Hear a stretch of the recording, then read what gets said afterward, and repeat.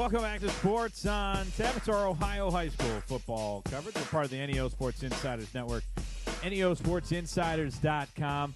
Great high school football coverage there this year. We're covering probably 12-plus games easily there. And listen, I would like to take a quick minute. The past couple of weeks we've been out at games. We've had some good interactions with some local fan bases that we introduced ourselves. Some of them knew who we were. Yeah. And it was good to reach out and meet some of those people.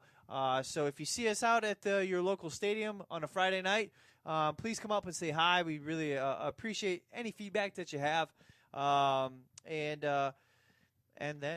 that. Rob's willing to sign autographs. Yeah, absolutely.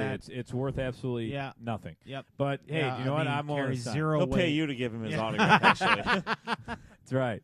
No, if you're also a local high school out there, if you have game stats, game summaries, rosters for us, for our coverage to be accurate and complete, that always helps in our coverage, and how to pronounce names, stuff like that. That all helps. So if you're out there and listening and want us to talk about your school, send us your stuff, sportsontap.podcast@gmail.com, and we'll gladly go over your school and update other schools out there, leagues, conferences.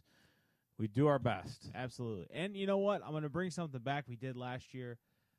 No one knows about this. It's completely wait, nobody knows about this. But I know Sean Duffy. But we know it from last year. If you're out at a game and you want to give us a shout-out or give us a quick score, use the hashtag SOTHSF. Yeah. We haven't done it in a couple weeks, and I realized I've added that in my post. Something was missing from the coverage, and I thought about it the other night as I was writing the article for our Game of the Week, and I'm like, wait a minute, why aren't we using the hashtag? You know what? I will talk to the director of social media. Yeah. Get on that guy's office, man. Yeah. Well, I got to find his office first. I didn't even know he had one, but I will definitly let him know. Let his secretary know we need to talk to him.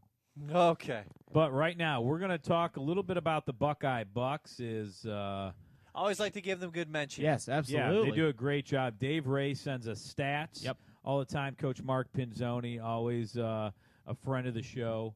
And let's let the truth be told. He's a friend of the show because he coached 3 out of the 4 guys on this show. Yes. So it's kind of he's a special coach in all of our lives, and he's doing a great job with that Buckeye Bucks program. So we thought we'd return the favor if we could possibly. And this is one way to do it. So sure. Without further ado, Sean Duffy has the Buckeye Bucks. The one guy that wasn't coached by Coach Pinzoni. No, I got some information. I was able to follow the game. Buckeye Bucks looking to rebound from a disappointing Week 1 loss. The Buckeye Bucks went into this home opener and completely dominated Rocky River. At no point was Rocky River ever a threat to win this game. One of the things that this game was all about was the Bucks defense. The Bucks defense turned in an outstanding performance, limiting the entire Rocky River offense to just 139 yards on 4 plays, and bottled up Rocky River stars Damian Crawford, who in Week 1 had 244 yards and 4 touchdowns, and Matt Popovich, who added in Week 1 155 yards. In Week 2, the Bucks defense limited Crawford to just 18 carries and 66 yards, and Popovich had 2 carries and only netted -1. Wow. Fantastic defensive effort against the stars of Rocky River. Secondly, 2 interceptions on the night. Keaton Sandor and Ricky Van Boxel had 2 big interceptions that gave the ball back to the Bucks. And the Buckeye Bucks defense as a whole forced 6 straight 3-and-outs and allowing just 2 first downs through almost 3 full quarters of play. That's domination, folks. That is a defense imposing its will on Rocky River and not allowing them to even breathe. This allowed the Buckeye Bucks offense, who's led by backup quarterback. At least the third stringer, isn't he? He's a running back turned quarterback. And his name is Michael Durgee. I'm hoping I pronounced that right. We got talked to via email on how to pronounce that. So if I'm pronouncing it wrong, I apologize. But Michael Durgee went 8 for 12 passing, 105 yards, and a passing touchdown. He also had 154 yards rushing, 2 touchdowns, and led all scoring for the Bucks. Adding to that, running back Justin Kennedy accumulated 154 yards as a running back on 29 carries. Kennedy was the workhorse early on in that game, really established the running game, and, of course, Michael Durgee was able to pound it in for touchdowns. Of the 433 offensive yards, Durgee and Kennedy accounted for all of them. There was only Kennedy and Durgee who basically had the ball that on Friday night. The old single wing. Yeah. Workforce-like effort. And I'm telling you, this was a bolster win for Buckeye. It was a tough loss last week, and they were able to bounce back and respond at home, and they're able to take on, and now they're able to look forward to another home game when they host Cloverleaf in Week 3. So big shout-out to Coach Pinzoni and the Buckeye Bucks, especially the defense. Give those guys chocolate milks, man, all the way around, because that was a fantastic effort. And Coach Pinzoni has to be pleased with the defensive effort. You know, offense comes and goes, but if you can suffocate a team like they did Rocky River, you got to be happy looking at film on Saturday. Well, Rocky River is a team that usually offensively is pretty high-powered, the last few years at least. Maybe last year they weren't as high-powered as the year before, but I know they usually put up some pretty big numbers. Defensively is where Rocky River, tries to improve. But a great win by Buckeye, and what a nice way to bounce back and get a win there in their second week. And you knew that Coach Pinzoni would have them focused and not look ahead of that Week 2 game. So great win by Buckeye. Congratulations, and they're 1-1 on the season. Now let's go to our game of the week last week, which was Hudson and Strongsville. And this was a really fun game to be a part of. But Hudson, they really jumped out right away. And I think Jackson Parker, we saw what kind of quarterback he was. In person, he is 6'4", would you say? I mean, big guy, he's 6'4", really tall, can run the football as he showed on one of his rushing touchdowns. If you want to see video highlights of this game, go to neosportsinsiders.com or our YouTube page. We got interviews with the coach and also Sam Wright, I'll tell you what, that's another wide receiver from Hudson that was really impressive catching the ball. Great hands, knew how to get separation from the defenders, and what a great job by Hudson. They're just a really active team offensively and defensively, really. Yeah, and Rob mentioned, the atmosphere at this game beforehand, before the game actually started. Team Strongsville had their community tailgate that we were a part of, and then Strongsville was showing off their new field turf, so there was a lot of excitement building on there. And it was very nice, by the way. Yeah, and then the first drive, Hudson comes down the field, marches right down. Jackson Parker with a 58-yard touchdown run. Nope. With a 2-yard touchdown run. 2-yard. I'm sorry. He did have a 58. Yeah, he had a 58-yard after the Hudson defense basically stonewalled Strongsville. Yeah, excuse me. My apologies there. But point be made that Hudson came down and really set the tone early, not only offensively but defensively, to the tone of a 28-0 lead at halftime.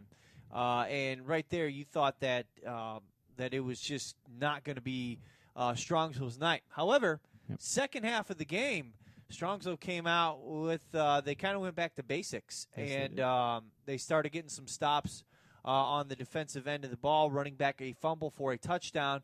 Now, part of it is I think Hudson was getting a little lackadaisical, kind of not losing focus, I guess you were to say.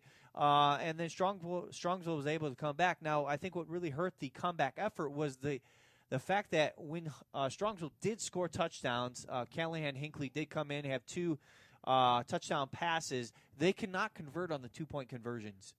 They did not hit one anytime. And then, to be honest, there was some questionable coaching when it came to fourth down for Strongsville. I know early in that game it was 14-0, and then Strongsville went for it on fourth down, deep in their own territory, around the 30-yard line, I guess you could say. Yeah. And Hudson, the defense stopped them, and that led to a quick Hudson score that put them up 21-0. So I think it was a mix of the questionable coaching on that end as far as the fourth down and not being able to convert on the 2-point conversions that really limited Strongsville in their comeback. But you have to give them credit for the fight that they did have. I know we were talking about during the break, the 4th and 30. that Strongsville had. Still confounds me to this day. And they that was a heck of a catch. They did complete They completed a 30-yard. Here's the problem, okay? And it drives me nuts, because I don't know. I'm not throwing any shade towards the Strongsville coaching staff, but it's 4th and 30, and you complete it, and the pass is completed right at the sticks. And at no point did the referees. That's the other thing. The referees need to measure that just for the sake of argument. But Strongsville didn't press to measure that. They just turned the ball over on I think it was the 22-yard line or something like that. And I was just sitting there for literally the next 2 drives complete. And I was standing next to Josh. I was standing next to Rob, who was doing great video. Josh was doing awesome social media. Completely confounded as to why nobody on the Strongsville sideline forced a measurement. Now, maybe you can tell me why. Whoever coaches high school football, if you have the opportunity to force a measurement, but last time I checked, if it's close at all, you measure just for the sake of, fairness and accuracy. Because from where I was standing, which was directly across from where the sticks were, they got the first down. And that could have been a situation where that could have been continued the drive, Strongsville could have scored and made it more of a game. Now, I will agree with you, Josh, in the sense that I think in the second half we saw Hudson kind of maybe take their foot off the gas a bit. They were outscored by Strongsville in the second half, only putting up 1 touchdown to I think their 3 touchdowns. This 2-point conversions, really, I think that's more of an issue of not having faith in your kicking game, because my thought is 7 is, at what point if you're down 28-6 or 28-7, there's really not a difference. You're going to have to come back and win that game either way. And it's not like it's a weird kind of funky score where there's a safety. But what helped them was they ended up getting a safety when Hudson snapped the ball out of the end zone. Right. And so that was almost essentially a 2-point conversion for them. But I was just confounded by that one play, and I know I was literally repeating it to Josh and Rob, like, why didn't they measure that? I was standing next to people who were, watching the game. Why didn't you measure that? It was definitely questionable, and, right. and we were we were questioning it. And on 4th down, that turns the ball over. We were questioning it on the sidelines, but I guess it's come and gone by now, and during that time it was for whatever reason not to be had, the measurement. But I agree with you, Sean. Yeah, that could have been a game changer. I mean, honestly, they lost 35-20, and that could have been a huge.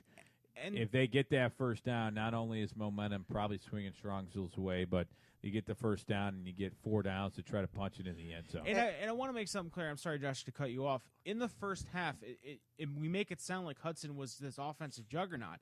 They were to a certain extent, but a lot of the problems that I saw with Strongsville was they got them in 3rd and 12, 3rd and 20, like really behind the sticks. The problem was that on those plays, 2nd and 11, 3rd and 12, they're giving up 14, 20-yard pass plays because they were playing this man coverage, leaving their corners out on an island, forcing guys who were just really making really good catches to convert and extend drives. And it was really like I was sitting in the stands for the first half, and the fan base that was there was really getting irritated because it would be like first and 2nd down, they'd force them to a 3rd and long situation. You're thinking, oh, we're going to get off the field, maybe get some field position and get back into this. But it was just that dagger every time. Big chunks. Strongsville was just giving up the plays that would just continue these drives, and Hudson took advantage of them. I was also very, very impressed with Hudson's defense.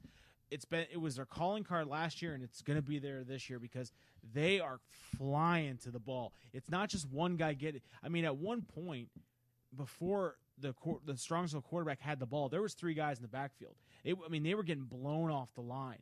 There was a lot of penetration, and on top of that, even when the quarterback was able to make something work on an outside run in the second half, I was just amazed by how many Hudson players were flying to the ball and forming up and literally not allowing any more yards than Strongsville was willing to run for. That was an impressive effort in the first half and even in the second half for Hudson. But again, I don't want to sit here and say Strongsville just laid down. They didn't. That what happened was they were kind of snake bit by Hudson getting those chunk plays and extending drives and converting those into points. Yeah, let's give credit to Strongsville not rolling over and giving up. They came back in the second half, played well, and still fell, but a great game of the week. Yep.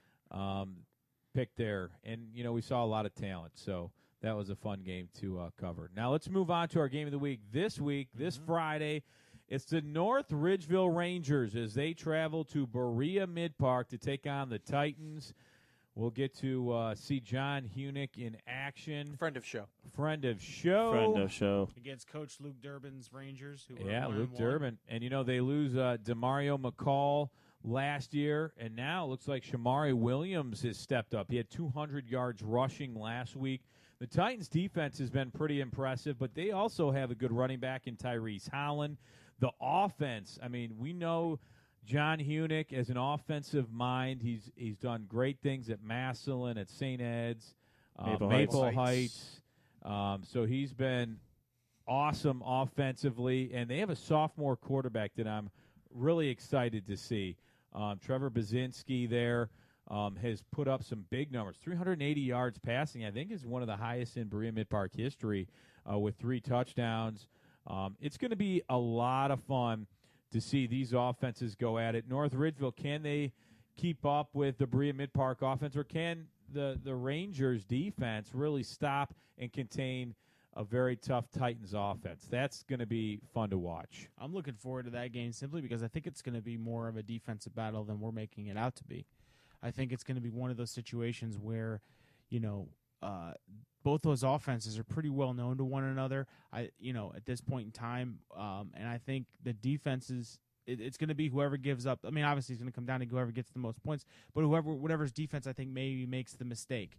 I think I hope that game becomes kind of like the Brunswick Highland game, where it was down to the wire, and it kind of came down to whoever made the play, whether it be defensive or offensive. I really hope that that's the game, and I'm also interested. Obviously, new era at Berea Mid-Park, friend of show John Hunick, running his program, looking to maybe get a second win, and an all-important conference win. In the Southwestern Conference again, he's 1-0 in the conference, if I'm not mistaken. Yeah, it's a battle. Exactly, it's a battle in that conference. That sets you up for obviously points in the region and a possible league title. So definitely going to be a very interesting game and be fun to watch. All right. Quick shout out. We will get our Dayton area scores out of the way real quick here. Mike, my brother-in-law's name is Kevin Finch. He is the head coach at Fayetteville down in Brown County, Ohio. Unfortunately, they fell victim to Bethel Tate. They lost 55-34. Points really are not an issue for his team to pile up. Defensively, looks like they have some things to clean up. They're 1-1. Next week they host 0-2 Finneytown going into that game. My alma mater, the Vandalia Butler Aviators, traveled to Tecumseh, I believe. Tecumseh. And Sorry, I said hi. Unfortunately, they lost their starting quarterback in the second quarter, and backup quarterback led them to a comeback win. So they are 1-1, and they are traveling. I believe they're hosting Wilmington on Friday. So big shout out to the Aviators, Coach Nathan Hyatt. If anyone who wants to provide me documentation or stats or anything like that, feel free to reach out to our website or use the hashtag SOTHSF. Let me know what a score is, and I'll be happy to terribly replay those stats on our show on Monday. We'll do our best. Thank you guys for those updates. And again, we'll be at Berea Mid-Park. Finney Stadium. Looking forward to Classic Stadium. Come up and say hi. Buy me a hot dog. Or buy Sean a hot dog.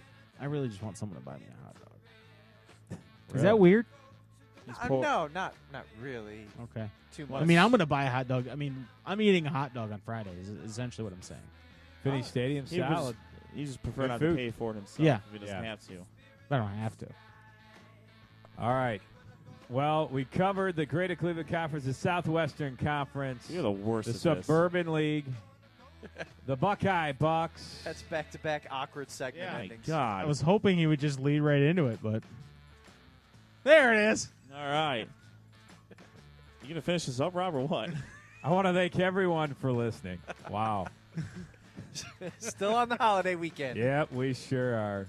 All right. Thanks, everyone, for listening. We're Sports on Tap, part of the NEO Sports Insiders Network. This is our Ohio high school football coverage for Sean Duffy, Josh Eviedik. I'm Rob Troutman. Have a great rest of the week, everyone. We'll see you in Middleburg Heights, Ohio for Berea Mid-Park and the North Ridgeville Rangers. See ya. Isn't it Berea, though? It's Berea. It's Berea Mid-Park. Berea Doesn't Mid-Park. matter. We'll see you Friday.